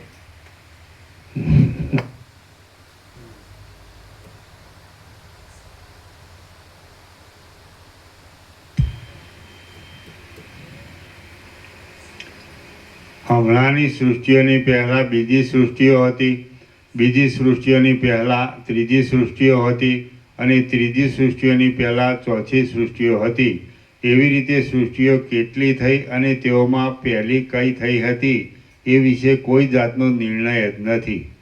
જેમ નદીમાં તરંગો થઈને લીન થઈ જાય છે, તેમ પરબ્રહ્મમાં સૂર, અસુર તથા મનુષ્ય સહિત સઘળી પ્રાણીઓની જાતિઓ થઈને પાછી લીન થઈ જાય છે. જેવું આ બ્રહ્માંડ છે તેવા જ હજારો બ્રહ્માંડની હજારો પંક્તિઓ જેમ વર્ષોમાં ઘડીઓ ક્ષય પામી જાય છે તેમ ક્ષય પામી ગયેલી છે. આ વિસ્તીર્ણ હૃદયાકાશમાં રહેલા બ્રહ્મમાં વર્તમાન કાળમાં પણ બીજા ઘણા બ્રહ્માંડો છે. જેમ આકાશમાં ધ્વનિઓ થઈને પાછા નષ્ટ થઈ જાય છે, તેમ બ્રહ્મમાં અનેક બ્રહ્માંડો થઈને પાછા નષ્ટ થઈ જાય છે. કેટલાક બ્રહ્માંડો હવે પછી પણ ઉત્પન્ન થશે અને તેઓ પાછા એમ જ નષ્ટ થઈ જશે. જેમ માટીના સમૂહમાં ભવિષ્યમાં બનનાર ગડાઓ રહ્યા છે અને અંકુરમાં ભવિષ્યમાં થનાર પલ્લવો રહ્યા છે, તેમ બ્રહ્મમાં અનેકાનેક ભવિષ્યમાં ઉત્પન્ન થનારા બ્રહ્માંડો પણ રહ્યા છે. જ્યાં સુધી સૂક્ષ્મ બુદ્ધિથી વિચાર કરીને આ સઘળું કાંઈ જ નથી એમ બાદ કરવામાં નહીં આવે, ત્યાં સુધી પરબ્રહ્મરૂપ આકાશમાં મોટા આકારોવાળા તથા મોટા વિકારોવાળા બ્રહ્માંડો થયા કરશે. જ્યાં સુધી સૂક્ષ્મ બુદ્ધિથી વિચાર કરીને આ સઘળું કાંઈ જ નથી એમ બાદ કરવામાં નહીં આવે, ત્યાં સુધી પરબ્રહ્મરૂપ આકાશમાં મોટા આકારોવાળા તથા મોટા વિકારોવાળા બ્રહ્માંડો થયા કરશે. આ સઘળી સૃષ્ટિઓને અજ્ઞાનીઓએ કલ્પી કાઢી છે. તે આકાશની વેલની જેમ વિસ્તાર પામે છે. આ સઘળી સૃષ્ટિઓને અજ્ઞાનીઓએ કલ્પી કાઢી છે. તે આકાશની વેલની જેમ વિસ્તાર પામે છે. તે ઉગે છે અને આથમે છે. તે સાચી પણ નથી તેમ ખોટી પણ નથી, પરંતુ અનિર્વચનીય છે. આ સઘળી સૃષ્ટિઓ તરંગોની પેઠે વારંવાર દેખાઈને તરત નાશ પામતી જાય છે. સર્વ બ્રહ્માંડોની સૃષ્ટિઓ વિચિત્ર આકારોવાળી છે, પ્રાણીઓની વિચિત્ર ચેષ્ટાઓવાળી છે, વિચિત્ર વિકારોવાળી છે અને વિચિત્ર રૂપોવાળી છે. પણ તેમ છતાં જેમ સૃષ્ટિઓ પાણીથી જુદી નથી, તેમ સઘળા બ્રહ્માંડોની સઘળી સૃષ્ટિઓ આત્મતત્વથી જુદી નથી એમ તત્વવેત્તાઓનો સિદ્ધાંત છે. મૂર્ખ લોકો તો જેમ વાદળામાંથી વૃષ્ટિઓ આવે છે તેમ ઈશ્વરમાંથી આ સૃષ્ટિઓ આવે છે એમ માને છે.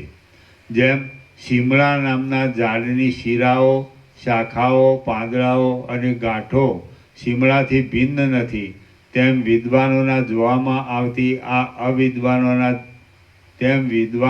જોવામાં આવતી તથા અવિદ્વાનોના જોવામાં આવતી સઘળી સૃષ્ટિઓ પણ વાસ્તવિક રીતે જોતા આત્મતત્વથી ભિન્ન નથી.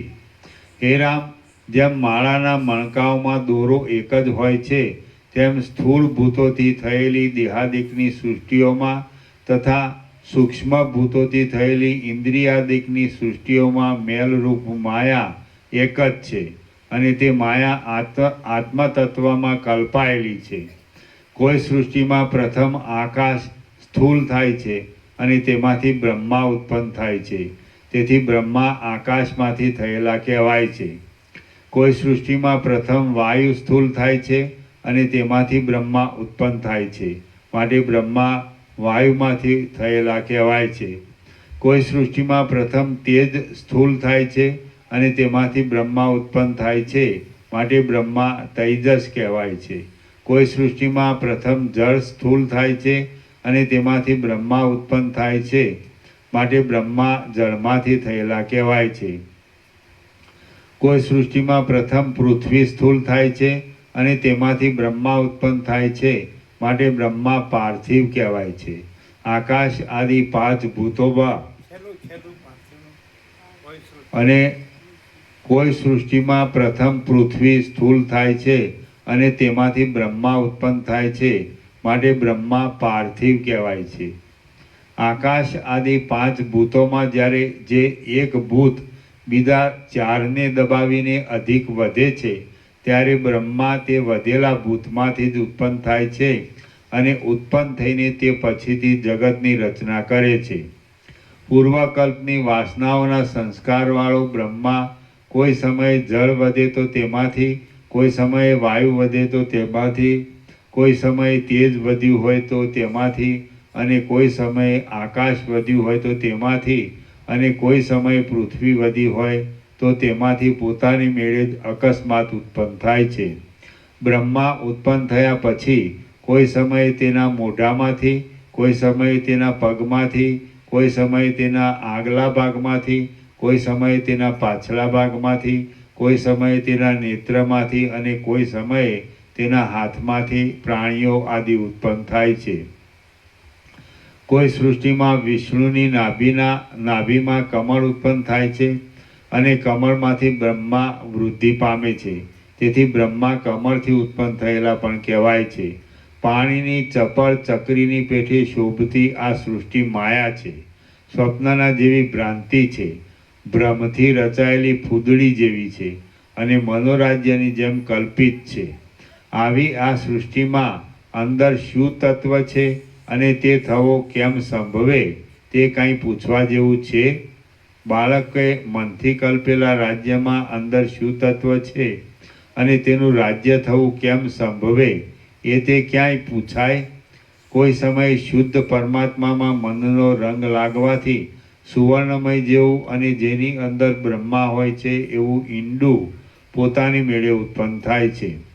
કોઈ સમયે માયાથી કલ્પાયેલો પુરુષ માયાથી કલ્પાયેલા પાણીમાં પોતાનું વીર્ય નાખે છે અને વીર્ય નાખવાને લીધે પાણીમાંથી કમળ અથવા મોટું બ્રહ્માંડ ઉત્પન્ન થાય છે. કોઈ સમયે પૂર્વકલ્પનો સૂર્ય આ કલ્પમાં બ્રહ્મા થાય છે. કોઈ સમયે પૂર્વકલ્પનો વરુણ આ કલ્પમાં બ્રહ્મા થાય છે અને કોઈ સમયે પૂર્વકલ્પનો વાયુ આ કલ્પમાં બ્રહ્મા થાય છે. હે રામ, આ પ્રમાણે આ વિચિત્ર પ્રકારની અનેક સૃષ્ટિઓમાં બ્રહ્માની ઘણી ઘણી વિચિત્ર ઉત્પત્તિઓ થઈ ગઈ છે. બાકી પરમાર્થતઃ એ સૃષ્ટિઓ અસત જ છે.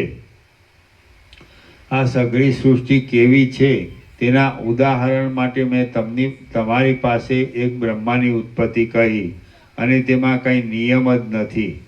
આ પ્રમાણે સઘળી સૃષ્ટિઓની સ્થિતિ વિશે સમજી લેવું. આ જે સંસાર છે તે મનનો જ વિલાસ છે એમ તમને સમજાવવા માટે મેં તમારી પાસે સૃષ્ટિ થવાની પદ્ધતિ કહી. જીવોની સાત્વિક આદિ જે જાતિઓ છે તેઓ પણ આ રીતે થયેલી છે એમ સમજવાને સારું પણ તમારી પાસે સૃષ્ટિની એ પદ્ધતિ કહી.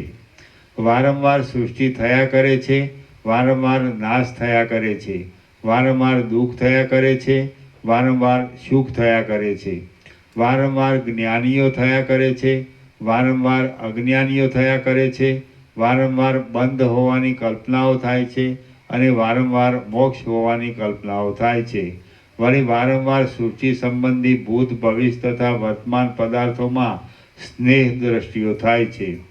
જેમ પ્રકાશ કરનારા દીવાઓ વારંવાર ઠરી જાય છે અને વારંવાર પ્રકટ થાય છે, તેમ બ્રહ્માદિકના શરીરો પણ વારંવાર મટી જાય છે અને વારંવાર પ્રકટ થાય છે.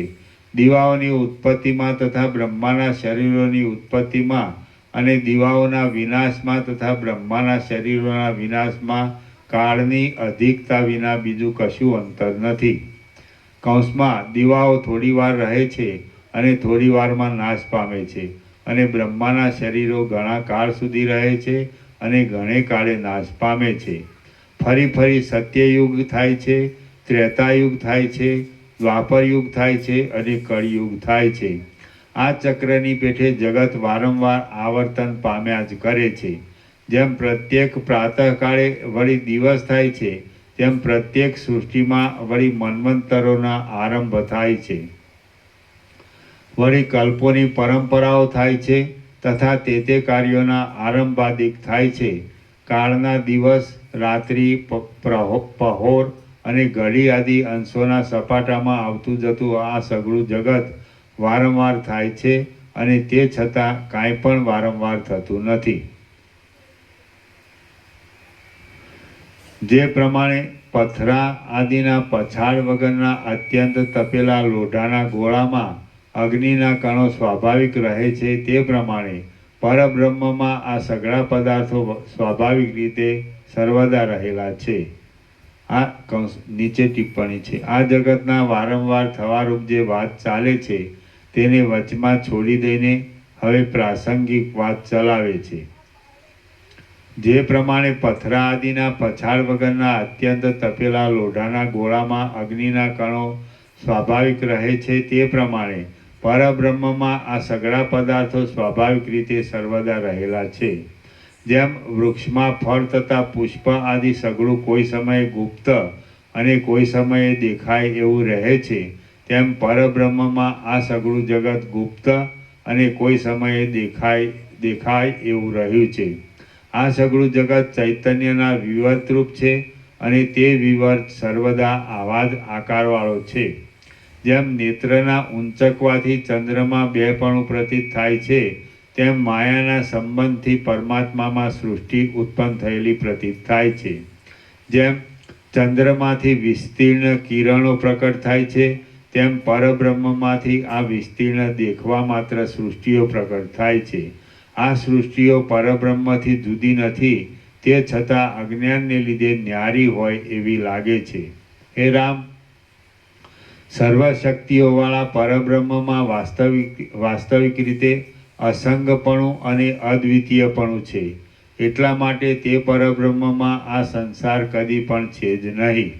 તેમજ હે રામ, પરબ્રહ્મમાં જગત કદી પણ આવા આકારમાં અસંભવવાળું હોય એમ નથી.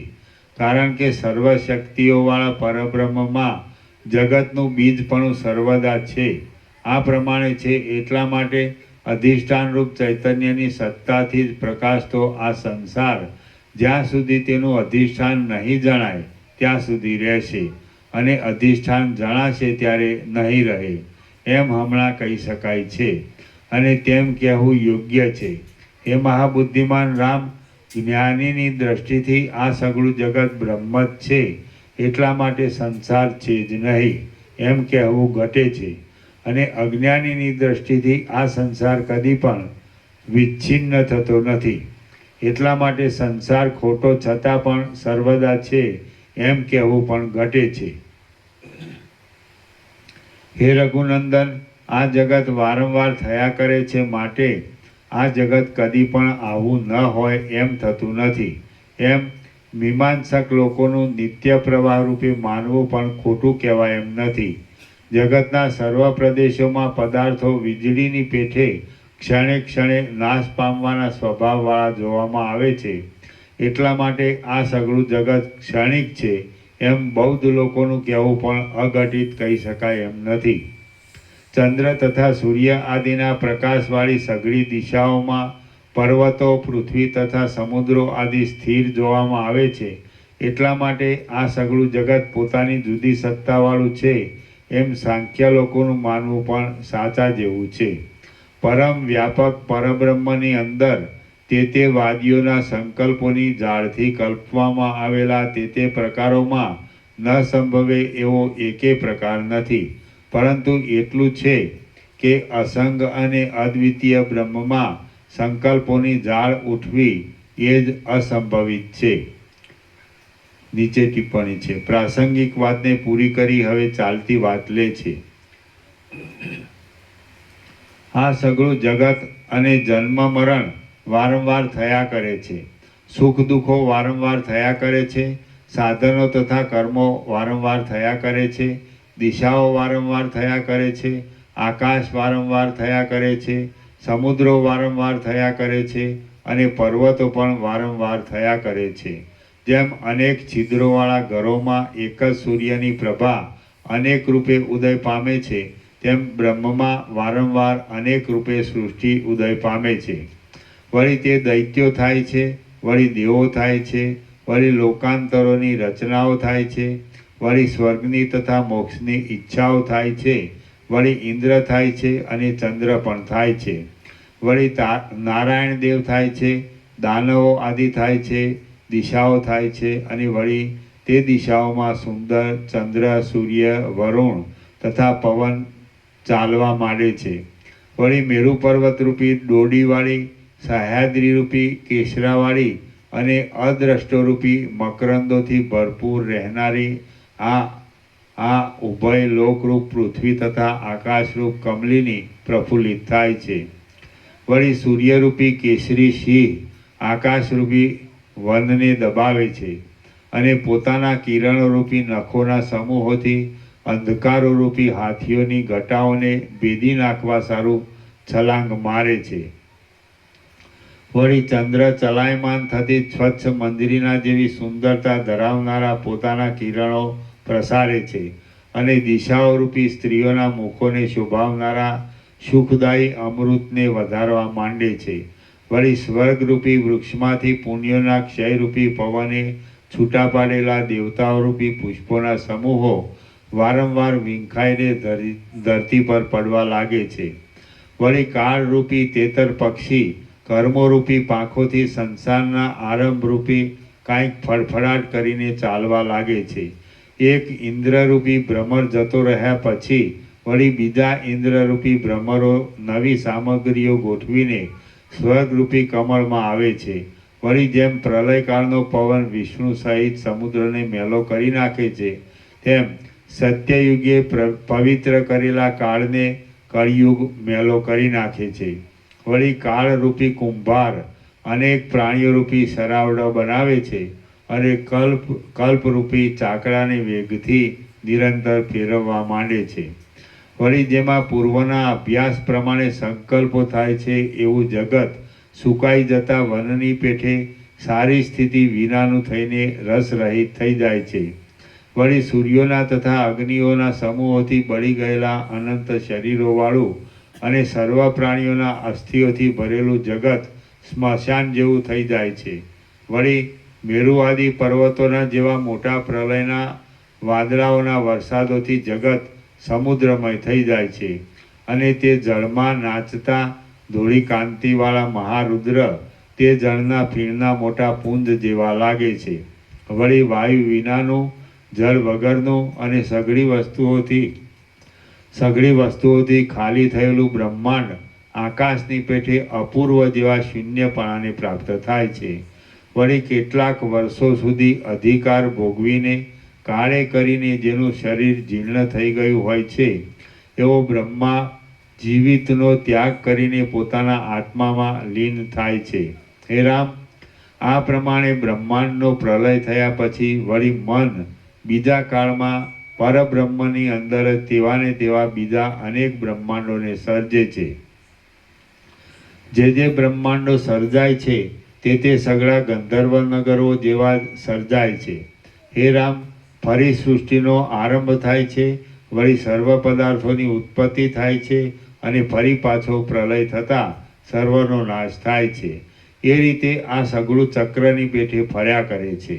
હે રામ, આ લાંબા ભ્રમરૂપ મહામાયાના આડંબરમાં આ સાચું અને આ ખોટું એમ કયો નિર્ણય કરવાનો હોય? અને નિર્ણય કરીને શું કહી શકાય?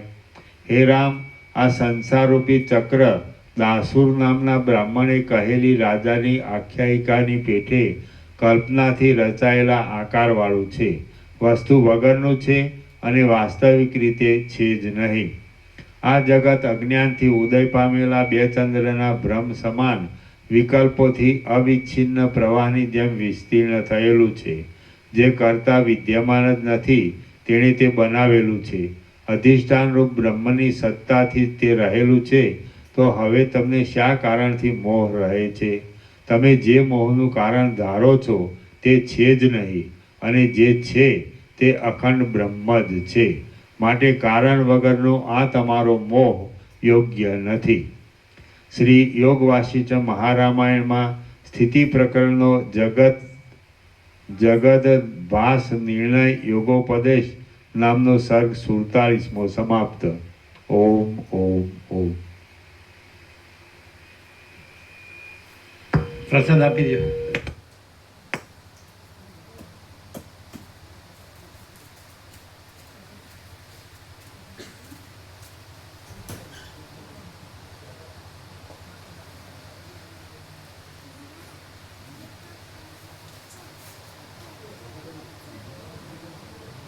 કેવું છે? હા પૂર્ણાવતી કેવી સરસ કરી. હા ભાસ કરી પૂરું કર્યું. હા જગત ભાસ કરીને પૂરું કર્યું વ્યવસ્થિત.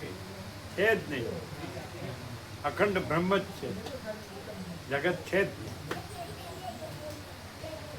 ભ્રમ ભ્રમ ભ્રમ છે જ નહીં.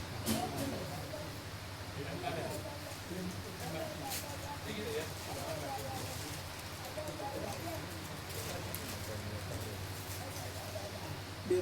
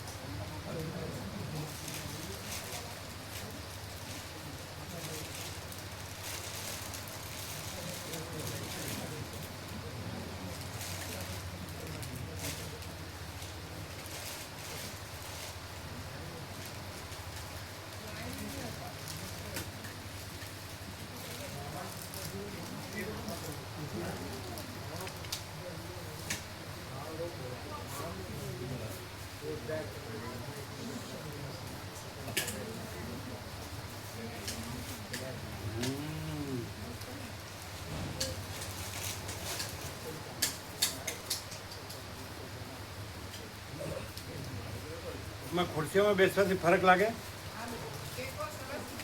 એમ ને? એનામાં દુખે, નીચે બેસવાથી દુખે ને?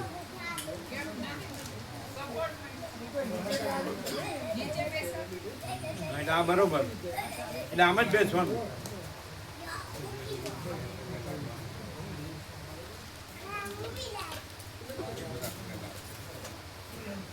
ચોખ્ખે ચોખ્ખું બ્રહ્મ તત્વરૂપી મોટું આકાશ. કાંઈ ઉત્પન્ન થતું નથી, કાંઈ નાશ પામતું નથી, જગત કાંઈ છે જ નહીં.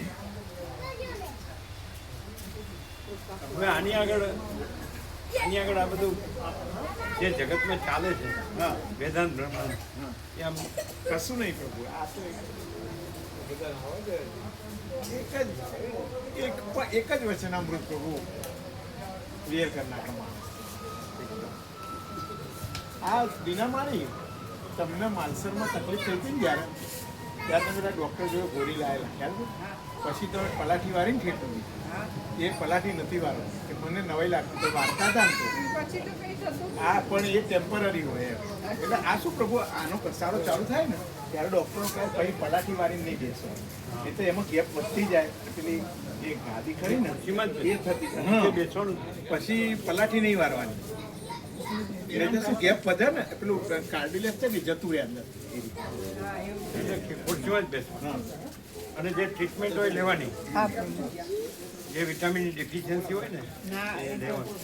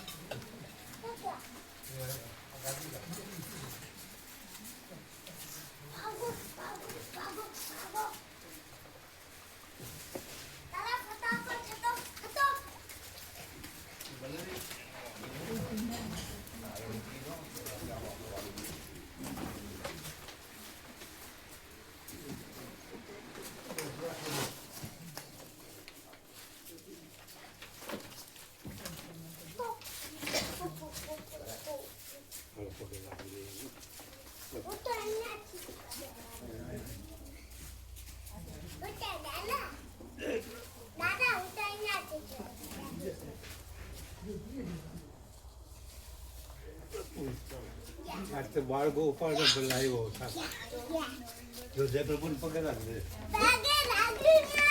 એ લાગ્યા એ ત્યાં એમણે ત્યાંથી કરી લીધું, ત્યાંથી.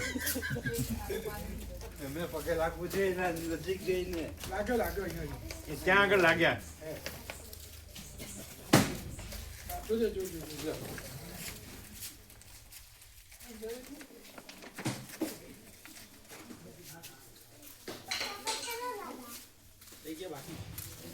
તમે હવે છો ને ચિરાગ ભાઈ, તમે છો ને અત્યારે હવે જવાનું.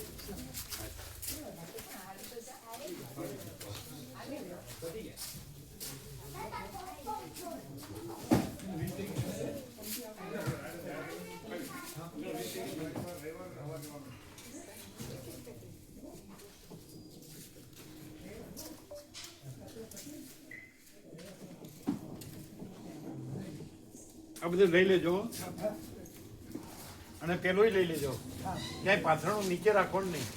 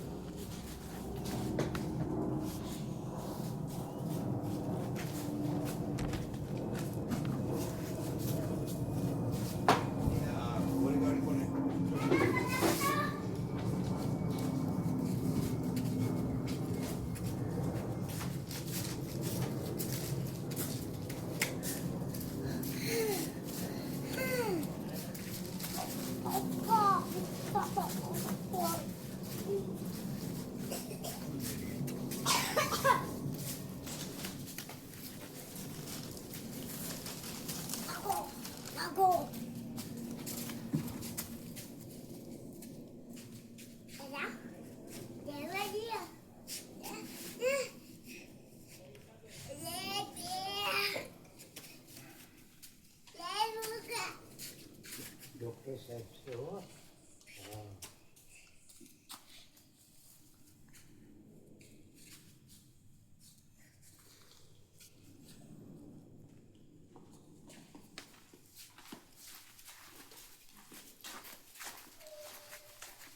Yeah, you're a big. Pop, pop, pop.